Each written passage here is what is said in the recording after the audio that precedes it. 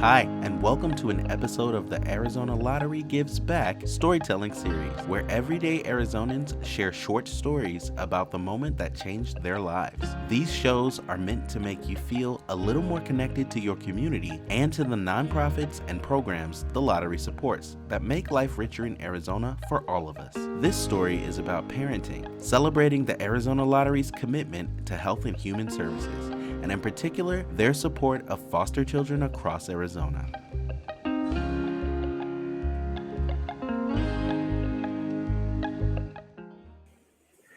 A few years ago, some friends invited my wife, Chris, and I to go to an information session to learn more about foster care. We were just going to do it out of fun. We hadn't made a commitment at the time. However, we got there and, we thought about it, and we knew that we had been doing a lot of volunteer things and oftentimes had to do some with and without our children. So we decided that after that class, our life was going to be totally different. We decided that we were going to become foster parents. So we had to go through the regular training. I think it's 6 to 8 weeks of training. We had to have our home inspected all the way down to taking the temperature of the water that's coming out of our sink to make sure it's safe. And we knew we were ready. We passed all the tests, we did all the work, and we knew we were ready to talk about it with our kids. So one night we sat down at dinner, we sat down and talked with each of the kids and said, look, here's something we want to do. We think it'll be good for all of us to get involved and bring some kids into our house, have them be part of our families and care for them in the way that we care for each other. And so surprising to us, all three of the kids said, yeah, let's give it a try and let's see what happens. And so we decided to become a foster family. So becoming a foster parent, it may sound complicated. It's really not that big of a deal. There's a whole lot of things that happen, and there's a lot of fun stories along the way. I think one of my favorites was a few years ago. We had to drive to Central California for my wife's family reunion, and just for good luck, we threw my mother-in-law into the car with us, with our three children and two additional foster children. And driving for 14 hours in a car is unbelievable, with the diaper changes, the fast food, and all the different types of things that happen. Was incredible. And I will tell you that car never smelled the same afterwards. There's a whole lot of trips we would take that were a lot of fun, even from the times when we were on another trip and my son was in the very back seat. We asked him to change the diaper for one of the kids in the back. And my son, by the time he was 12 years old, was the world's greatest diaper changer. Better than any man I know, and better than most of the women I know at changing diapers. And so he changed the diaper and was frustrated that he had to be the one to do it. And so decided to get even with his sister and threw it up towards the next seat. That diaper opened up, and all of a sudden, what was flying all throughout the car.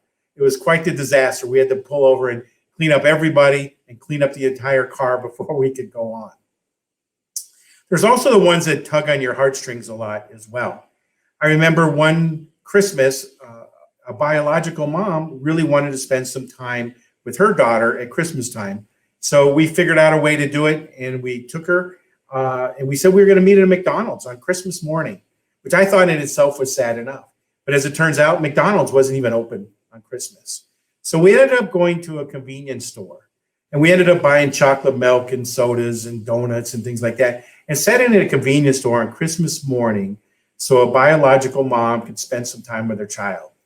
It was really touching. It was something interesting not only to observe, but also to watch how the mom and the daughter interacted, despite the fact that they had all this trauma between them over the years. So there's a lot of good stories. I could tell them for hours about things that happened with our extended family, being foster family. But one of the things that really touched me most is my kids now are all over 30. Some of them have their own kids as well. And a couple of weeks ago was National Sibling Day. And, I always knew that our kids looked at the kids that we had in our homes as brothers and sisters when they were there.